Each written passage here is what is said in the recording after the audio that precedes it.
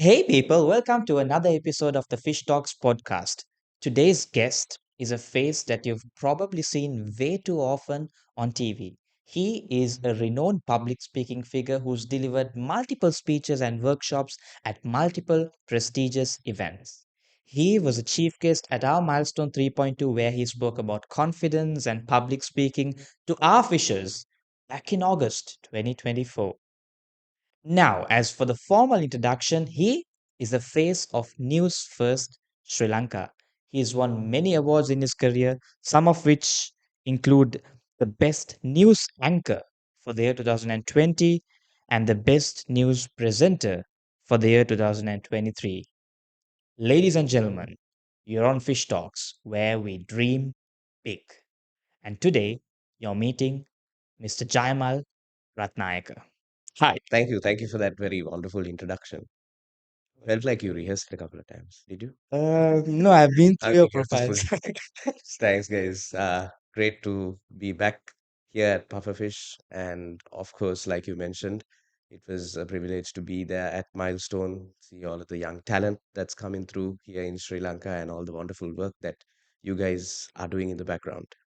We're glad to have you here, and Thank you for we we're glad that you accepted the invitation to be here. of course, of course. What do you feel about this setup? Now you work in news first. Your Yeah. setup must be like luxury, like proper premium. Well, no, I wouldn't put it past anyone because this is great. It's very intimate, and the fact that you guys have taken the initiative to start something like this in itself is a Mm. big achievement. You know, if you if you have the idea and if you show up, you're halfway there, and you guys have taken it all the way, and now you're building your own little digital community. So it's Yes, it's amazing to see. yes. In fact, this is the first podcast in Sri Lanka with kids.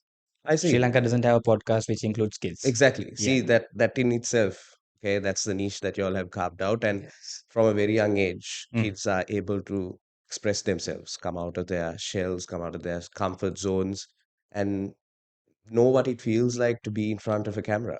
Mm. So growing up, they won't have any hesitation or nervousness, right? Yes, yes. It's amazing. True. Kudos to you all.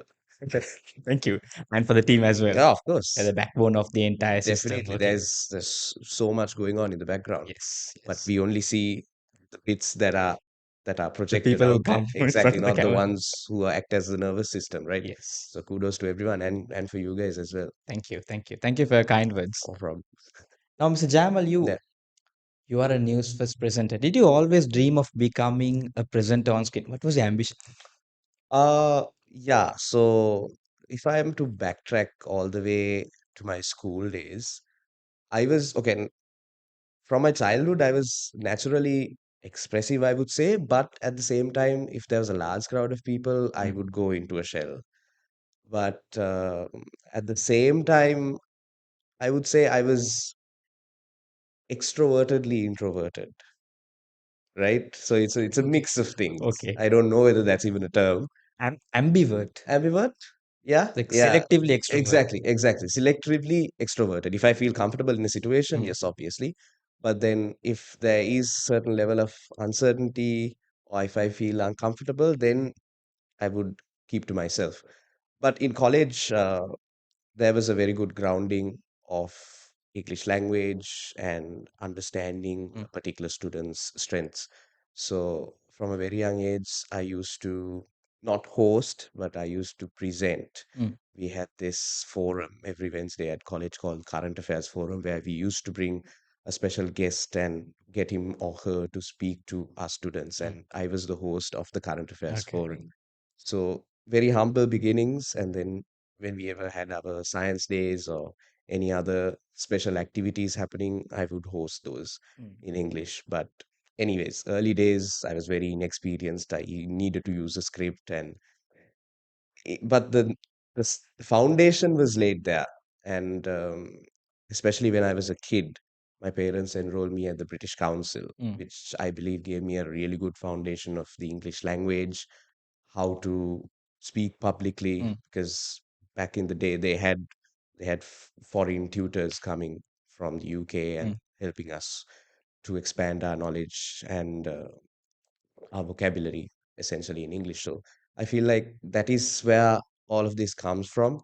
And I was put into news first by chance, actually, because in 2017, when I was an undergrad, after my first year exam, I told my dad, okay, I need to be an intern. I need to start earning for myself. And then he took me uh, to the Capital Maharaja group. And the first thing the chairman asked me was, like, why do you want to do a job? Mm. Do you want to spend on your girlfriend? And I was like, no, I actually want to be independent. I want to make something of myself. And then the group director who is overlooking the news at News First was also seated next to our chairman. He looked at the group director and was like, shall we put him to the news? Mm. And he was in agreement. Then the chairman looked at me and be like, would you like to take a shot at the news? It's like, okay, I've never done that before. I never wanted to, but yeah. So then they enrolled me for a 6 month internship Mm. in 2017 from June to December.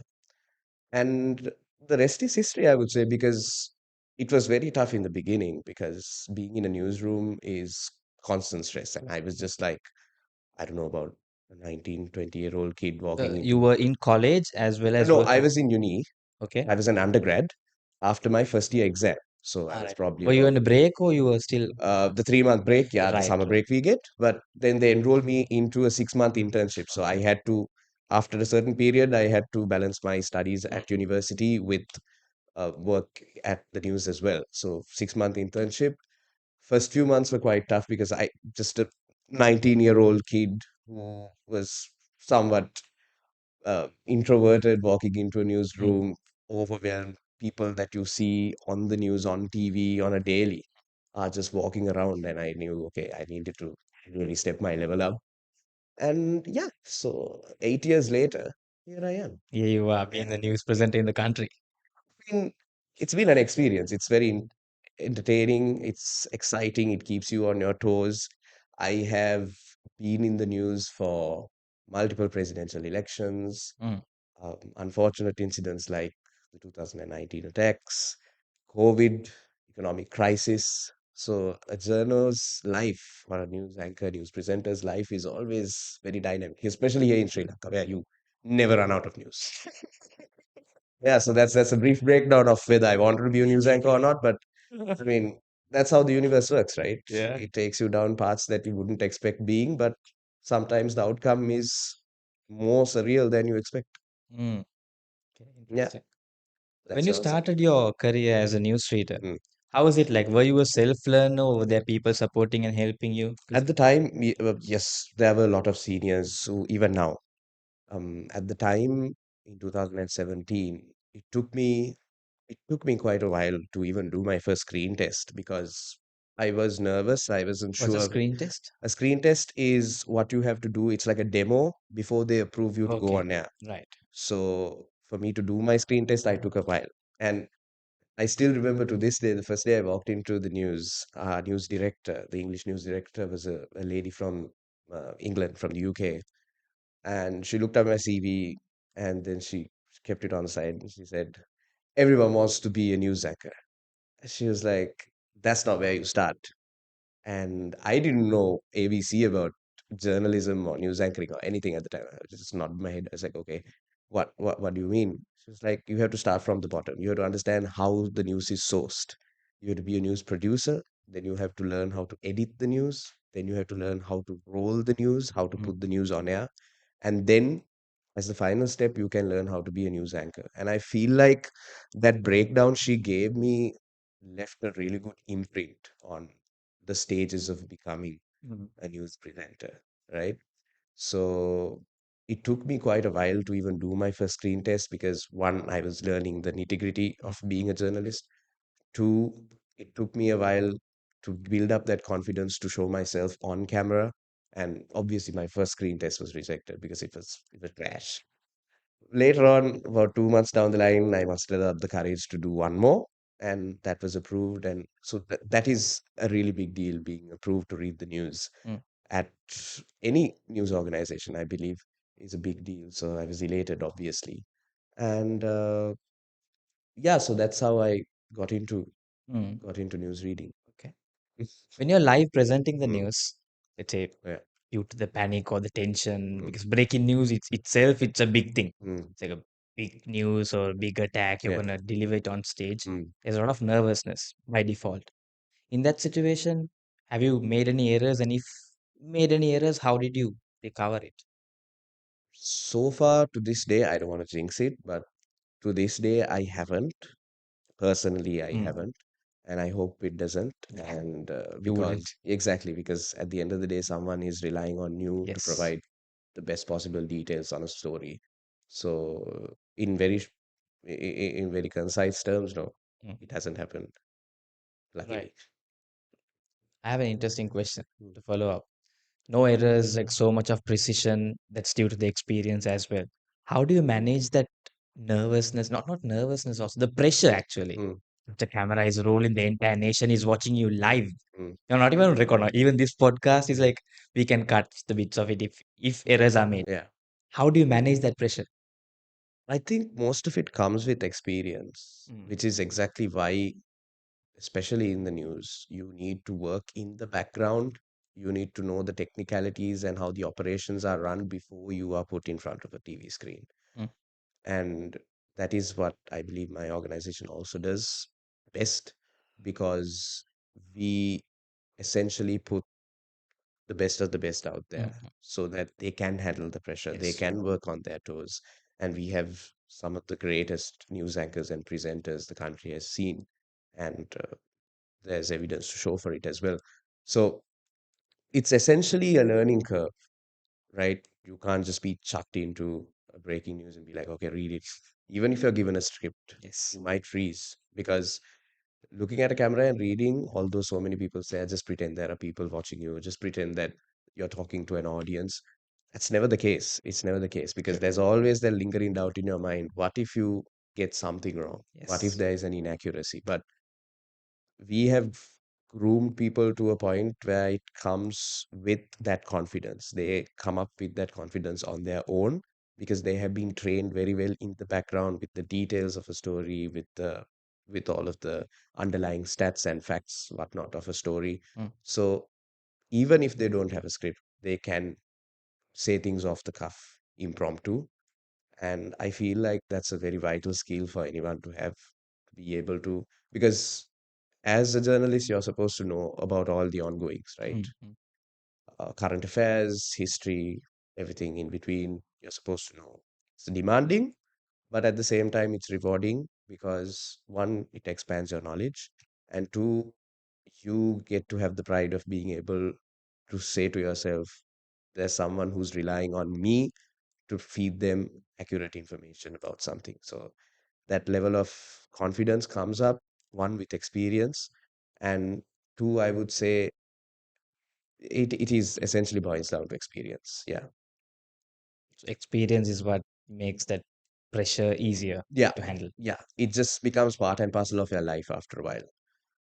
When you're experienced, if Mm, you've been in front of a camera for what 1,500 times, it just becomes second nature, right? So yes. I have seen so many presenters and anchors in my day as well at our news who are just mesmerizing. I don't even know how much knowledge they have because they're just so they're just so versatile.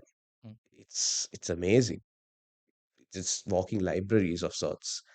But it all boils down to the fact that one, they love what they do. They do it with yes. a passion. And two, they've done it for so long that it has become second nature and they're so experienced in it. It's crazy. True. True. Experience makes you an practice experience. Mm, End of the day, you become a perfect reader, reporter. exactly. So, do Exactly. you get feedbacks from people as like, okay, after even this very podcast, every week we have a meeting and review. Mm, I ask my team, okay, what are the areas that I can improve in terms of hosting? mm. So they provide their feedback. Mr. Shoaib provides his feedback, and that is implemented on the next week. So even in news, are there people to give you feedback and say, okay, work on this, work on this, work on that? Well, yes, our superiors, they would, if there are any shortcomings or if we do something wrong, they will advise us not to do it or they will correct our ways, which I feel is important in any scenario, Mm, not just in this particular scenario, from learning to even doing a job, whatever. Feedback is important. Yes. Constructive criticism is important because you might view yourself in a lens thinking that, okay, I delivered this well. Yes. And someone might have a different impression or might have something to add. Mm. And especially if someone who is more experienced than you, someone who has been doing it for a long time, comes and says to you, okay, look, it was good, but these are some pointers for you to improve what you're doing, then you should definitely take it into account. It just doesn't relate to the news. It relates to my other job where I'm a marketing manager. If my superior comes and tells me, okay, you need to do this, you have to listen to him. I mean, it's okay for you to bring your suggestions to the table, but at the same time, you should also have the decency and the capability to absorb what they're saying and then to make something of it. Mm. Yeah, so feedback is very important. Feedback is very Very important. important. Yes.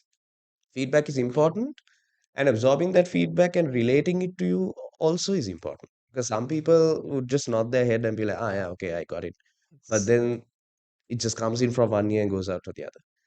So if That's a it's, hunger to improve, no? yeah, exactly. So if it's good feedback, I mean, you should have the conviction to understand whether the feedback is good or not. Mm. I mean, if you have a brain, you can Yes. use it. Yes. Maybe like, okay, how how does this feedback, how does this suggestion fit in with what I'm doing? Does this fit in with what I'm doing? Does it help me elevate my skills? And if it does, you should take it into account and then apply it. Mm. No point internalizing it, not using it.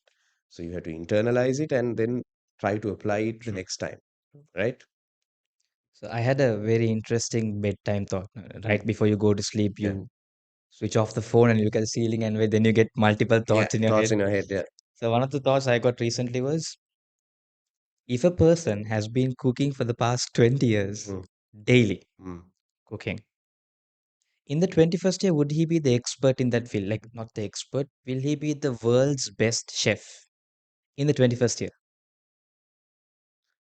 Well, depends on whether there's another one who's been doing it for 25 years or 26 years.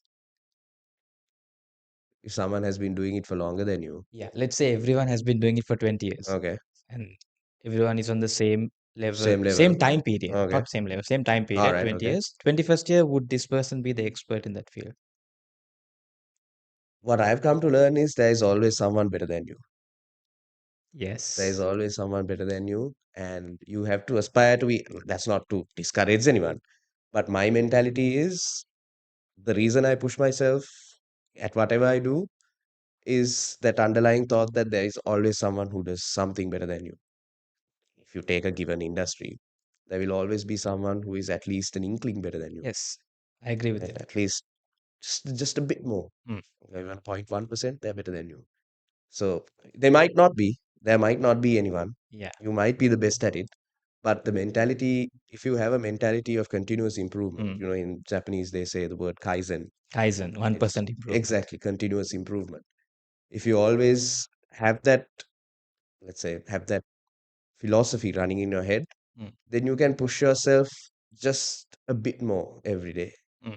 So yeah, so my it might differ. Your thought might differ from mine. Your I just want impression your might. opinion. Yeah, yeah. So my opinion is there is always someone better than you. Yes. And you have to push yourself to at least catch up to that person or to one of that person. True. In my mind. Yeah, no, this doesn't have a subjective Yeah, answer. It's exactly. subjective from person It's to very person. open. Yeah. Yeah. So given the circumstance that Gordon Ramsay is the best chef on earth, Mm, and I don't think he's been cooking for the past 20 years. mm, Maybe he is, mm, but you've been doing it as a regular thing. mm. And there's a quote that says practice makes perfect. Yeah. So if practice makes perfect and Mm, you practice something for 20 yeah, years, yeah, you should be perfect in the 21st year. definitely. Perfect in the definition, you can never be perfect, Mm. but at least the world's best. Yes, of course. But then I come to the question, why are our parents not the best chef? Why is Gordon Ramsay the best chef? It's another contradicting point that came. Yeah, but that's subjective, you know. For us, our parents cooking, especially our mom's cooking, is the best in the world. Yeah, true. Even for me, my mother is my best chef, Yeah, and for you, your mother has exactly. to be the best chef. Exactly. And also, Gordon Ramsay, by profession, is a chef. Yes. He is a culinary connoisseur, or artist, or whoever. But our parents have their own paths to engage in or to Yes. follow, Yes. right? So, if you invest so much time and effort into applying one trade, yes, then obviously that person will be the best at what they do. Mm. But there is also a multitude of factors that contribute to it. If you take a True. sport, Yes. sometimes talent isn't enough. Okay, you see, that guy is really talented. Mm. It's a diamond in the rough. But if he's not hardworking, there's Mm. so many stories, especially so now I'm personally a football fan. There's so many stories in football where there were 17, 16, 17-year-old kids who Mm. were coming up the ranks with so much talent, but later on lost their way because they weren't committed enough. Mm. But there are also then players who might not be as technically gifted or talented that, the media didn't talk about much. Mm. Put in the hard yards, work that extra hour, was in the training ground for an extra couple of hours, learned the game a bit more than the others, and came out through their skill, through Mm. their hard Mm. work, by developing their skills. So it just talent alone isn't enough. Talent alone is not enough. Yes. Exactly. So you might be talented, but you need to have the drive to develop that talent Yes. Yes. because talent in itself is a raw factor. True. You have to develop that talent for you to shoot up and be the best at Yeah. whatever you do. Talent is an ability, and what you do with that ability to make it a skill is up to you. Exactly. Exactly. So if you have a talent in something, Yeah. you need to develop it. You can't just True. rest on your laurels and be like, okay, I'm talented at this and Mm. Mm. s- take it on the whim. You can't do that. True. True. Mm. What is something that you learned the hard way that you wish for us to know so we can not do the same thing? Something I learned the hard way. Um, it's just that nothing is given to you on a platter. I don't know about you or Andy or whoever else is watching, but for me, it's never been given on a platter. You had to fight for it. That's not to say that you have to engage in cannibalism or you have to undercut someone and be like, no, this is mine. Yes. We improve together. But if you deserve a spot and if you think you deserve a spot, you should take a shot at it. If something is for you, it will definitely come to you. Exactly. You know that Something is not saying? for you, it will not come to you. Exactly. Say what they say. There's this saying that goes, nothing is given, everything is earned. Mm. That's the ethos everyone should aspire to live by because even if you're born with a silver spoon, even if things are given on a platter, if you want to upgrade your life, if you want to be a virtuous citizen, Mm. in my eyes at least, you have to earn it. Yes. And that's what you have to work towards. I hope Agree I with answered that. I agree with you 100%. You need to put your work and effort into it if you want to achieve something. And if you achieve something without putting any effort, it won't last long. Exactly. And there's no satisfaction. Exactly. If you achieve something by doing something half baked, yeah, it might it might look as an achievement Mm. on the outset, but then You at the wouldn't be end of the day, you contented. won't be content. Yeah, Yes. exactly. You Yes. won't be satisfied because deep down you'll know, okay, I didn't give my 100%. Yes. I didn't do the best I can. So it'll always live with you. Give it your all. Agree with you 100%. Yeah. Give it your all. Okay, since we have to wind up the session, Mr. Jamal, thank you so much for accepting our invitation. It was an honor to have you in our studio, Of all the way course. from Newsfest to the Pufferfish Fish Talk studio. I hope you had fun as well and sharing your experience and stories with us. Yeah, of course, definitely. Thank you, Asif. Thank you, Andy, also for helping with the technical matters. The Pufferfish community is growing. It's very exciting to be a part of the community. I'm very grateful that even people like Shueb, who is your founder, has really come up with an amazing concept to help young children in Sri Lanka to come out of their shells, to express themselves, build better communicators, and a country as diverse as ours, that is exactly what we need, better communicators for the sake of our communities, for the sake of racial harmony, for the sake of overall connectivity. That is what we need. So it's amazing to see what you guys are doing here, and I wish you all the best and more power to develop this into something global. Thank you so much, and thank you so much for watching. I'll catch you in the next episode. Until then, bye.